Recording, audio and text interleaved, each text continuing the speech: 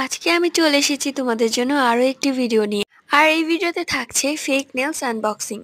আর এই নেলস গুলো আমি কালেকশনে রাখিনি, কারণ সেখানে জায়গা ছিল না। অবশ্য আমি সেই দিন মার্কেটে গিয়েছিলাম 1/200 পিসের ফেক নেলস বক্স কিনতে, বাট তাদের কাছে ছিল না, যার জন্য আমাকে এই খোলা নেলস গুলোই কিনতে হয়েছে। অবশ্য এই ফেক নেলস প্যাকেটের মধ্যে 30টা করে ফেক নেলস থাকে, আর এখানে ছিল অন্য টাইপের নেলস যেগুলোর সাথে গ্লু ছিল, যার কারণে এগুলো আমি আলাদাভাবে রেখেছি।